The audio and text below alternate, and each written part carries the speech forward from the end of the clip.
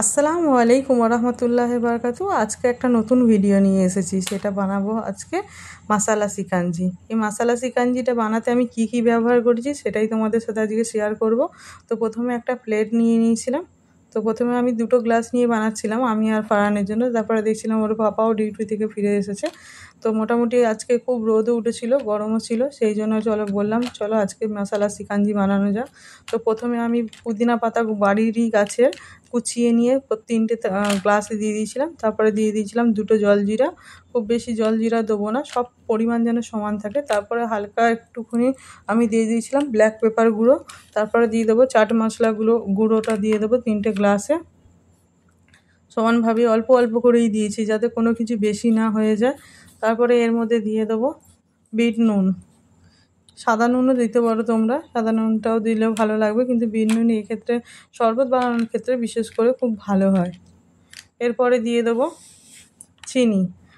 দেখতেই পাচ্ছ ফারহান ওখানে আমাকে হেল্প করছিল এটা সেটা দিতে, কারণ ও সবে স্কুল থেকে এসেছিলো, ওর খুব গরম হচ্ছিল।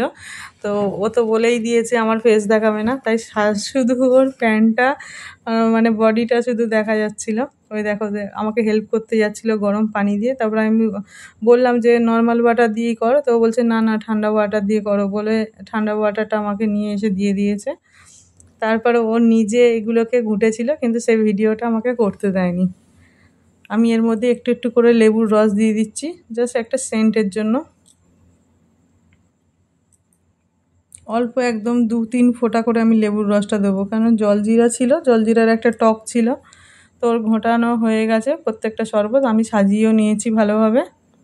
তো আমার কমপ্লিট হয়ে গেছে পুরো সিকাঞ্জিটা। এর মধ্যে আমি দিয়ে দেবো এবারে ঠান্ডা ঠান্ডা বরফ।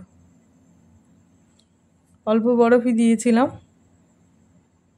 কারণ হুট করে গরম থেকে এসে একদম কনকনে ঠান্ডা জিনিস না খাওয়াই ভালো। তো দেখো কত সুন্দর লাগছে আমার মাসালা সিকাঞ্জি। তোমরাও বাড়িতে একবার বানিয়ে দেখো, আশা করি খুব ভালো লাগবে। আমাদের তো খুব ভালো লেগেছিল, খুব সুন্দর টেস্ট হয়েছিল খেতে, অসাধারণ টেস্ট লাগে এই গরমে। তো এই ছিল পুরো আমার এই রেসিপিটা। তো তোমাদের কেমন লাগলো জানিও বন্ধুরা। পুরো ভিডিওটা দেখার জন্য থ্যাংক ইউ। আবার দেখা হবে নতুন একটা ভিডিও নিয়ে। পারলে আমার চ্যানেলটাকে সাবস্ক্রাইব করে আমার পাশে থেকো।